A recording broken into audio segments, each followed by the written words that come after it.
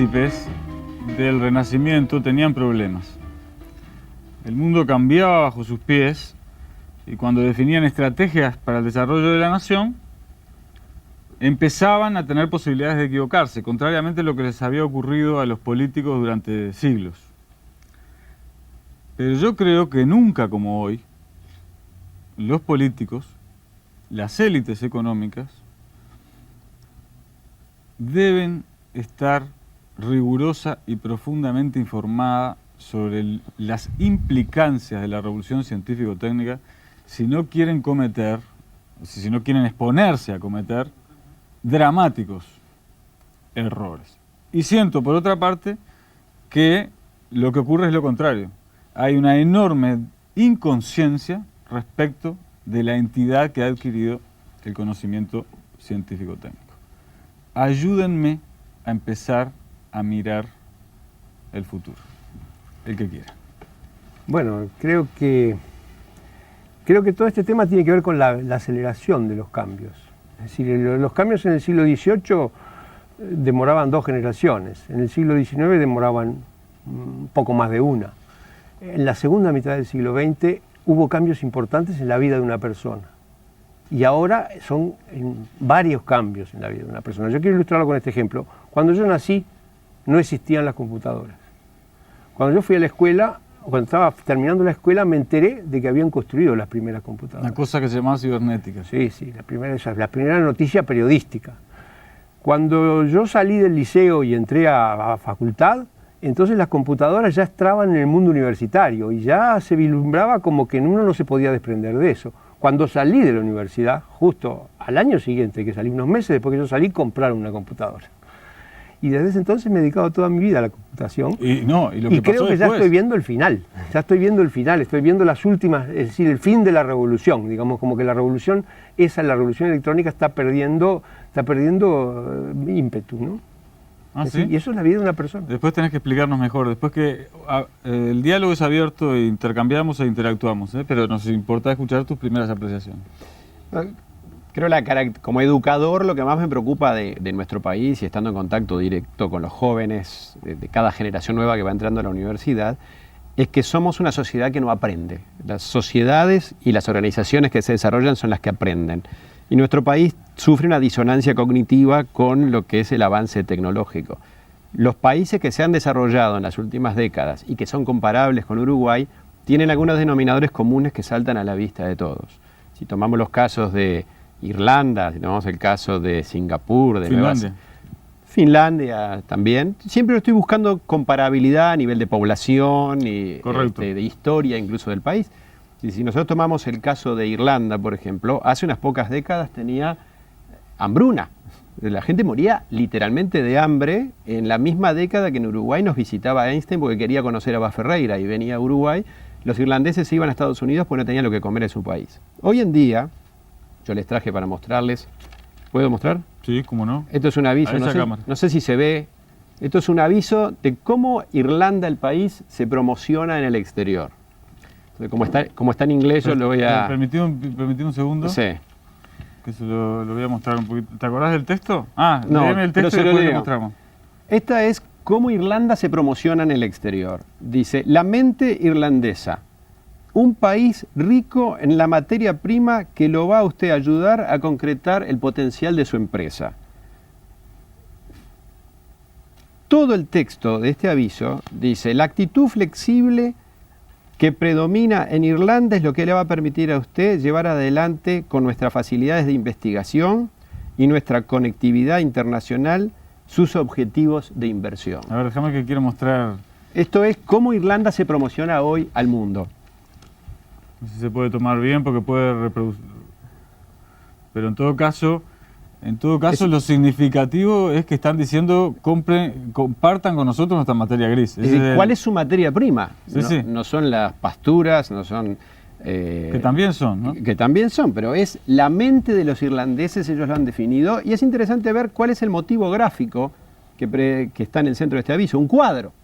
Es decir, en qué sentido en la sociedad del conocimiento que vivimos, el arte y la ciencia y la tecnología confluyen en el desarrollo de un país. A través de la promoción de un producto artístico irlandés, ellos están mostrando que la inteligencia es una materia prima que los inversores extranjeros que ellos quieren atraer a su país van a encontrar en forma abundante, moderna, con un buen nivel de educación y con la infraestructura tecnológica capaz de montar cualquier tipo de empresa para brindar servicio a cualquier parte del mundo. Yo creo que la elección de esta obra plástica, de este aviso para entrar en tema, obedece un poco seguramente a la envidia, ¿no? Porque nosotros tenemos en Uruguay condiciones como para trabajar la misma lógica y sin embargo, pese a que tú en particular hace años que insistís en lo mismo, cuesta terminar de crear una, no conciencia en la élite, políticas, porque ya no hay tiempo de crear conciencia, políticas, ¿no? Sí, sin duda, sin duda hay que hacer mucho para concientizar al país de lo que está sucediendo y lo que está cambiando, y de que la única materia prima verdaderamente exportable es la inteligencia. Es decir, con las materias primas, con los alimentos o las materias primas industriales no vamos a ninguna parte. Es decir, eso es condenarnos al atraso, es decir, retroceder varios casilleros, ¿no? Creo que la apuesta es a vender el producto del trabajo intelectual. Y el trabajo intelectual va desde el arte hasta la ciencia más pura, ¿no? O sea, la ciencia más pura y de menor aplicación imaginable. Y eso es lo que no estamos haciendo. Sí, y es importante señalar... Y eso lo vendíamos, ¿eh? En otra época, por ejemplo, los libros de Copetti, es un ejemplo que pongo siempre, los libros de Copetti llegaban a toda América Latina, los libros de matemáticas de Copetti. Es decir, Copetti enseñaba matemáticas desde México a la Argentina. Pero aunque no lo hubiésemos hecho nunca, una de las ventajas, frecuentemente se dice en el mundo académico, vinculado al análisis de la evolución de las políticas económicas y comerciales internacionales, se dice que aquellos países que van a tener mayor desarrollo en los próximos 20, 30 años son los que tienen enormes mercados. Lo cual, naturalmente, tiene parte de verdad, porque es en aquellos países donde los mercados son muy grandes, donde los riesgos que corre el inversor, el productor, son menores, porque tiene mercado propio si llega a generarse lógicas de guerra comercial. Por eso India, China, por eso Europa, por eso Estados Unidos. Pero para eso Brasil incluso. Pero para los países chicos, esta lógica no funciona. Quiere decir que la lógica que funciona es la de Irlanda, la de Finlandia, es decir, la de quienes apostaron a la tecnología. Ahora yo pregunto, porque ustedes están los dos en el mundo de la producción y en el mundo académico, ¿tenemos realmente condiciones para subirnos a ese tren o ya es tarde? Porque hay que también ser realistas, ¿no? Nunca es tarde porque la revolución científica técnica sigue en marcha, de modo que siempre hay cosas nuevas por hacer. Es decir, de modo que lo que hay que hacer es tomarse el ómnibus caminando, ¿no? Es decir, hay que tomar lo que está empezando, no lo que ya pasó, ¿no? Es decir, no podemos seguir haciendo cosas que ya fueron en el mundo. Entonces yo creo que lo que hay que hacer es tener sentido de la oportunidad. Esto es tema ahora, o esto va a ser tema dentro de 15 años, preparémonos ya. Por ejemplo, producto típico, la biotecnología. Es decir, la biotecnología, todo el mundo lo anuncia que va a ser la tecnología estrella y la ciencia estrella en 10, 15 o 20 años. Ya la está haciendo. Entonces es a eso que nos tenemos que preparar. Tenemos que preparar para eso. En cambio, lo que estamos haciendo en general es rechazando y creando una imagen totalmente opuesta, que es la imagen de país natural, que es sinónimo de contrario a la biotecnología, entre otras cosas. Yo tengo discrepancias. Yo ya escuché a Juan hablar sobre la oposición entre país natural y país tecnológico, que estoy en desacuerdo, pero eso para más tarde. Lo que sí quería comentar es que, en mi opinión, hay dos grandes obstáculos que nosotros tenemos para transformarnos en una potencia productora creativa o potencia productora de conocimiento.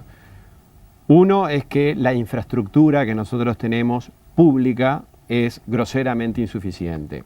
Ejemplo principal es la conexión a Internet que tiene Uruguay. Hoy en día, si nosotros queremos que nuestros jóvenes produzcan, por ejemplo, animación digital y que la próxima era de hielo se produzca en Uruguay, hay que poder trabajar desde Uruguay con conexiones con velocidad y costo adecuado para poder exportar a los grandes mercados. Hoy en día se puede producir... Sí, porque las emisiones van a ser digitales. Del cine va a ser digital. Pero ya hoy en día se puede producir para la era de hielo o para Madagascar a 30 veces menos valor que lo que se produce en Manhattan o en Texas o en Los Ángeles. Se puede producir significativamente, un orden de magnitud más barato en el Uruguay, con muy buen talento que tenemos, pero nuestra gente hoy en Uruguay no puede acceder a conexiones de Internet suficientemente adecuadas. No podemos hoy hacer videoconferencia por Internet adecuadamente, porque o el costo o la tecnología no son suficientes, no podemos hacer animación digital, no podemos hacer simulaciones moleculares para trabajar en biotecnología. Hoy en día, Antel se ha transformado en uno de los principales obstáculos al desarrollo del Uruguay porque no hay una política de Estado hacia la conectividad internacional del país. Este es un problema, no es de hoy, es de hace ya muchos años en los cuales Uruguay no vio esto como una gran posibilidad. La característica de nuestro país siempre fue estar muy lejos de todo. El mundo de Internet lo que nos da es la anulación de la distancia. Y nosotros, en lugar de saltar sobre la oportunidad de que ya no hay distancias en el mundo, seguimos trabajando con una conectividad total de todo el Uruguay, que es menor a lo que tiene un edificio de oficinas en Manhattan. Todo el Uruguay está conectado al mundo con una capacidad que es menor que lo que tiene un edificio grande de oficinas en Manhattan. Ese es uno de los primeros obstáculos que tenemos, es la conectividad internacional del país. Aunque tenemos altos niveles de conectividad interna, ¿no? Interior, en términos porcentuales. Mucha gente accede a Internet, pero del punto de vista industrial, lo importante es cuál es el costo y cuál es la velocidad de acceso. Y hoy en día no somos competitivos ni siquiera en la región, ni siquiera en la región. Por eso es que es muy difícil desde Uruguay producir productos de conocimiento digitales que son los que viajan por Internet, porque no es posible competir con la relación velocidad-precio que tiene una persona ni siquiera en Centroamérica. Hoy se consiguen mejores precios en Guatemala para producir animación digital que lo que se consigue en Uruguay. Ese es el absurdo. El segundo inconveniente que tenemos nosotros es nuestro sistema educativo. El sistema educativo uruguayo hoy en día, tal como está diseñado y como está hace muchas décadas, no forma apuntando a generar emprendedores y no apunta a generar científicos. Si nosotros vemos lo que la gente estudia en el Uruguay y cómo está estructurado la formación de la persona, miren un ejemplo nomás.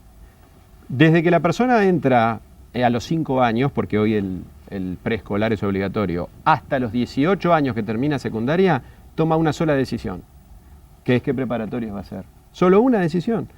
¿Qué lección le estamos dando? ¿Cómo estamos formando al niño, luego al adolescente, si en 13 años de educación formal tiene que tomar una sola decisión? Es un sistema demasiado rígido que termina generando en el estudiante la sensación de que las decisiones son muy riesgosas y que no hay que tomarlas. Y que en definitiva estamos generando mucho más empleados que emprendedores.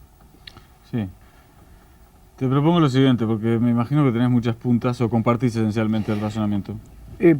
Lo de la educación, sin duda. La educación es un disparate. El Uruguay está atrasadísimo, está medio siglo atrasado por lo menos. Y yo no veo que se esté discutiendo. Y no se está moviendo para nada, ¿no? Eso no cabe duda. A mí un ejemplo que me gusta poner, este es el año Mozart, ¿verdad? ¿Qué pasaría si un niño que se llama Wolfgang Amadeus Mozart entra a la escuela, con los 5 años a la escuela? Lo trituran, es decir, no sale un músico genial. A los 17 todavía no sabe si va a ser músico. A los 17 todavía no sabe qué va a ser y no va a poder ni siquiera tocar el arrorró en el piano, ¿verdad? Entonces, eso es un ejemplo, es decir, el mundo antes hasta era mejor en algunos aspectos. Estamos muy atrasados en materia de educación. Propongo en el próximo bloque volver a mirar algunos ejemplos. Primero me importa saber si compartís la opinión respecto a Antel. Yo no soy tan drástico. Por eso, y además también quedó en debate el tema del Uruguay natural, Uruguay tecnológico. Pero ahora vamos a compartir la opinión de Ana Ribeiro, otra de nuestras columnistas colaboradoras.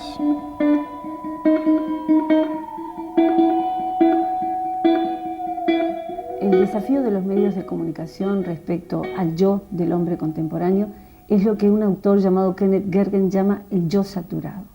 Una persona puede sentarse hoy en día en una computadora y comunicarse en un espacio de 10 minutos con personas que están en 18 puntos distantes del planeta. Y puede tener una agenda en la cual abarque, por ejemplo, relaciones importantes con personas con las cuales tuvo una enunciación, esto que ustedes tienen conmigo ahora, mirarnos cara a cara y saber que el otro está del otro lado, falsa. Es falsa porque yo a ustedes no los estoy viendo. Y es falso que alguien se escriba íntimamente con una persona durante meses por mail. No es lo mismo que la relación personal. Sin embargo, los yo del mundo contemporáneo son cada vez yo más repletos de relaciones de segundo, tercer, cuarto y quinto grado de conocimiento, mediadas por los medios, intermediadas poderosamente, con individuos de un mundo en el cual las megalópolis suman soledades múltiples y en donde la intercomunicación les desarrolla una sensación de vértigo, en donde el individuo tiene relaciones más que con la ciencia, con la tecnología. Y la tecnología está siendo pautada, o mejor dicho, ella pauta la evolución de la ciencia, de tal manera que la tecnología se relaciona con el mercado y la ciencia va detrás de ella. El señor mercado le reclama consumo de manera gravitante y todos quedamos enganchados de una polución sonora, auditiva y comunicacional muy grande, donde todos tenemos múltiples yo y tenemos una enorme soledad paliada por esos medios de comunicación. El individuo del yo contemporáneo es además un yo que se sabe la medida justa para todas las cosas. Yo decido lo que es justo para mí y eso significa tengo débiles redes de consenso social y las busco, yo diría, obsesivamente.